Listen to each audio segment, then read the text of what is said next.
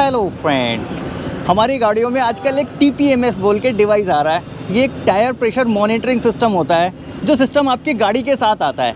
और ये कब बिगड़ जाता है? जब भी आप टायर को खुलवाते हो या पंचर बनवाने के लिए या कोई भी काम करने के लिए, तो इसका कैलिब्रेशन बिगड़ जाता है। कई बार सेंसर ख़राब हो जाता है और सेंसर ख़राब होने की वजह से आपकी गाड़ी में टायर का प्रेशर शो होना बंद हो जाता है। और ये बड़ा टिपिकल टास्क होता है। फिर जब एक बार बंद हो गया तो जल्दी कैलिब्रेट नहीं होता।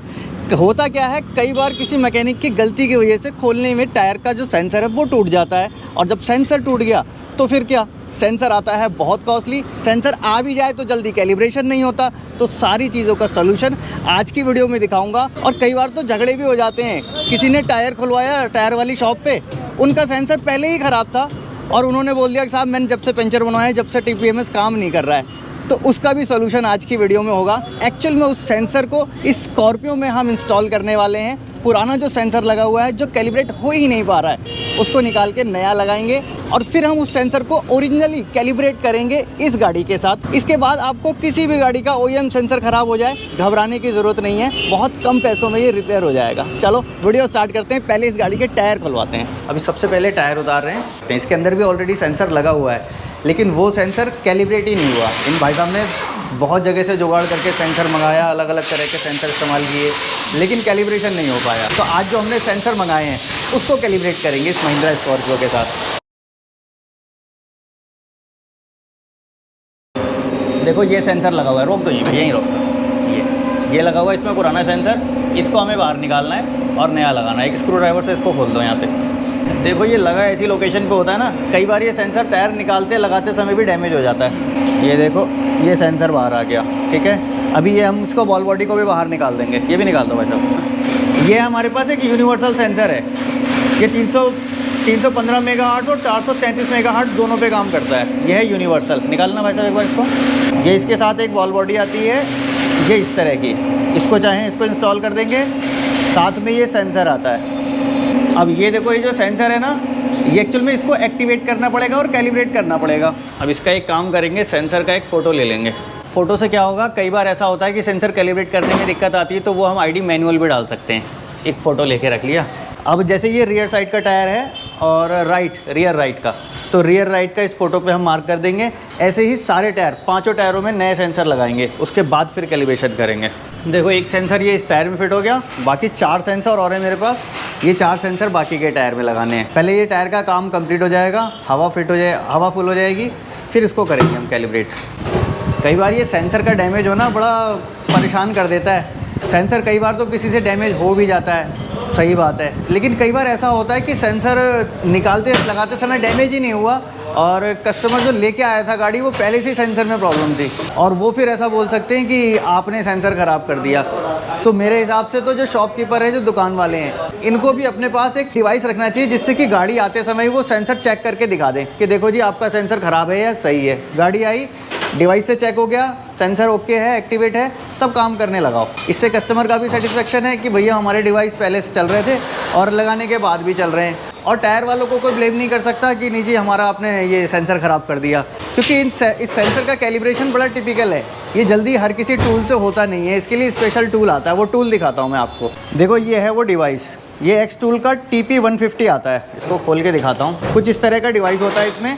ये TPMS को कैलिब्रेट करता है, साथ में अलाइनमेंट का काम भी टायर वालों क्या होता है, देखो यहाँ भी होता है। कई बार अलाइनमेंट करते समय स्टीयरिंग एंगल बिगड़ जाता है, स्टीयरिंग एक तरफ को भागने लगता है, तो वो एक फंक्शन भी इसके अंदर है। स्टीयरिंग एंगल का कैलिब्रेशन कर सकते हैं और TPMS को कैलिब्रेट कर सकते हैं, सेंसर चेंज कर सकते हैं। TPMS से रिलेटेड जो भी फॉल्ट कोड हो ये सारे रीड कर सकता है और इसको स्कैन करके सॉल्व भी कर सकता है। इसके साथ देखो ये एक तो चार्जिंग केबल आता है और एक ये OBD कनेक्टर आता है, इसको OBD से कनेक्ट करने के लिए। यहाँ पे USB स्लॉट है जहाँ पे ये चार्जिंग होती है इसकी, और ये है इसका पावर बटन, इसको मैंने यूज़ किया हुआ है। ये देखो TPMS test, service, upgrade, service, okay. EPS electric power steering, okay. China, Asia में आते हैं, लोडिंग होगी। ये देखो सारी कंपनियों का स्टीयरिंग का काम कर सकते हो। देखो निशान हो गया, टोयोटा हो गया, लेक्सस हो गया, Honda, aura, Suzuki, Mazda, Hyundai, किया, महिंद्रा, इवन टाटा तक सब कुछ है इसके अंदर। हर किसी गाड़ी का इसमें आप स्टीयरिंग एंगल कर सकते हो, और टीपीएमएस जब करना होगा तो आप टीपीएमएस में जाओगे। ओके, इस तरह से। अभी मैं आगे का प्रोसेस नहीं कर रहा हूँ क्योंकि सेंसर जब पास में रखे होते हैं तो इसको ऑन नहीं करना है। सेंसर जब सारे फिट हो जाएंगे जगह जगह पे जाके फिर इसको कैलिब्रेट करने के लिए ऑन करना होता है। तो अभी मैं इसको ऑफ़ कर देता हूँ, सारे सेंसर फिट हो जाएंगे, फिर उसके बाद हम कैलिब्रेशन का पूरा सेटअप आपको दिखाएंगे महिंद्रा स्कॉर्पियो का TP150 से। साथ में TS100 सेंसर, ये एक यूनिवर्सल सेंसर है, किसी भी गाड़ी में आप इसको लगा के कैलिब्रेट कर सकते हो। अगर हुंडई में ख़राब हो गए तो आप हुंडई में लगा लो, मारुति में हो, महिंद्रा में हो, जिस किसी में भी हो, आप इसको लगा के कैलिब्रेट कर सकते हो, उस गाड़ी के साथ प्रोग्राम कर सकते हो, और इसका डेटा आप सीधे अपने OEM क्लस्टर में देख सकते हो। एक तरफ हम सेंसर लगाते जा रहे हैं और दूसरी तरफ बैलेंसिंग करवा ले रहे हैं। कभी भी टायर खुलता है, सेंसर चेंज होता है, कोई भी काम होता है, बैलेंसिंग करवा लेनी चाहिए, इससे गाड़ी चलते समय प्रॉब्लम नहीं होती। अभी देखो सेंसर पाँचों टायर में लग चुका है, नंबर है सीधा कैलिब्रेशन का। इस डिवाइस का असली खेल है, लेकिन यहाँ पे आवाज़ें बहुत ज़्यादा है, इधर पंप चल रहा है, शोर है। गाड़ी को अपने गैराज पे लेके चलते हैं, वहीं पे करेंगे इसका कैलिब्रेशन, फिर आपको दिखाता हूँ। चलो जी, अब घर पे आ गए, करेंगे हम calibration. Welcome to the Scorpio. सबसे पहले देखो ये TP150 डिवाइस, इसको ऑन कर लेता हूँ। TPMS, ओके, ब्रांड आ गए, ये देखो BYD भी दिख रहा है इसमें। ये आ गई महिंद्रा, ओके। महिंद्रा में हमारी है स्कॉर्पियो, ओके। सबसे पहले हमको सेंसर एक्टिवेट करने होते हैं। सेंसर एक्टिवेट करने के लिए आपको डिवाइस एयर नोजल्स के बिल्कुल साथ में रखना है चिपका के, और एक्टिवेट करते समय इसको हिलाना नहीं है। जैसे आप इसको स्कैन करोगे तो इसकी आईडी शो हो जाएगी सेंसर की, वहाँ पे आप इसको एक्टिवेट कर सकते हो, साथ में प्रोग्राम कर सकते हो। लगभग 10 से 30 सेकंड के आसपास लगते हैं पर सेंसर को एक्टिवेट करने में।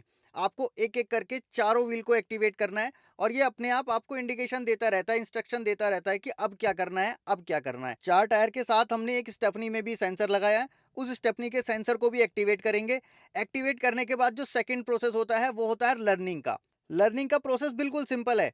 आपको ये डिवाइस सीधे OBD पोर्ट से कनेक्ट करना है, जो केबल इसके साथ आती है, और इसके साथ एक एक करके वो आपकी लर्निंग हो जाएगी, सक्सेसफुल हो जाएगा, वहाँ पे आपको क्लस्टर में शो भी कर देगा। लेकिन अगर आपको सिर्फ चेक करना है कि इस गाड़ी में सेंसर सही है भी या नहीं है, या फिर बैटरी खत्म हो गई है, या फिर और कुछ फॉल्ट है पहले से ही, तो आपको सिर्फ ये डिवाइस एयर नोजल के पास रखना है, जिस व्हील का भी आपको चेक करना है। और चेक करने के लिए आप स्कैन का बटन दबाइए, वो स्कैन कर लेगा, और साथ में आपको डेटा भी शो कर देगा कि किस आईडी का सेंसर इसमें लगा हुआ है, टायर प्रेशर एक्चुअल में कितना है, टेम्परेचर उस टायर का कितना है, सारी चीज़ें आपको शो हो जाएंगी। और अगर शो नहीं होती तो समझ लीजिए पहले से ही वो सेंसर खराब है। तो आप अपने कस्टमर को पहले ही बता सकते हैं, अगर आप कोई टायर शॉप के ऑनर हैं तो, कि देखो जी ये वाला सेंसर इसका पहले ही खराब है, आप हम पे ब्लेम नहीं करना। और अब देखो लर्निंग कराने के लिए ये महिंद्रा स्कॉर्पियो है। महिंद्रा स्कॉर्पियो का पुराना वाला मॉडल है, जिस टाइम पे TPMS इनका R&D फेज में था।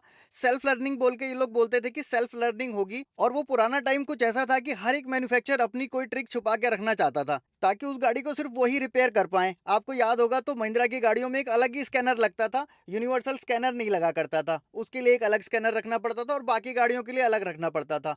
धीरे धीरे वो चीज़ें आम हुई, तो अब सारी चीज़ें यूनिवर्सल में आने लग गई हैं। और ये स्कैनर जिसका नाम है TP150, इसको अगर आप बाय करना चाहते हैं तो नीचे डिस्क्रिप्शन में मैंने लिंक दिया हुआ है, साथ में कॉन्टैक्ट डिटेल भी है, वहाँ पे कॉल करके इस स्कैनर को आप बाय कर सकते हैं। एक्सटूल OBD स्कैनर, और साथ में टेक्नोलॉजी में आगे रहने के लिए फेमस है, और एक ट्रस्टेबल ब्रांड भी है। और अगर आप इनके किसी डिवाइस को ऑपरेट करना नहीं भी जानते हो, तब भी आप इनसे डिवाइस बाय कर सकते हो, साथ में सपोर्ट भी ले सकते हो, जिसके ये लोग कुछ अमाउंट चार्ज करते हैं और आपको पूरा सपोर्ट देते हैं। आपको सिर्फ डिवाइस वहाँ कनेक्ट करना होता है, और इनका इंजीनियर अपने ऑफिस में बैठे हुए ही सारे डिवाइस को ऑपरेट करता है, साथ में आपको मेथड्स भी बताता है कि कैसे आपको इसके ऊपर काम करना है। अब इस स्कॉर्पियो का मेथड था सेल्फ लर्निंग। सेल्फ लर्निंग मतलब आप गाड़ी को चलाएंगे, जैसे ही 80 की स्पीड से ऊपर पहुंचेंगे, थोड़ी देर गाड़ी को स्टेबल रखेंगे, अपने आप ये TPMS कैलिब्रेट हो जाएगा और इसमें शो होने लग जाएगा। बट ऐसा हुआ नहीं। फिर हमने इसमें सेकंड मेथड यूज़ किया, जो हमें स्कॉर्पियो वाले भाई साहब से पता चला। आपको भी सिखा देता हूँ पुराना वाली गाड़ी में कैसे होगा।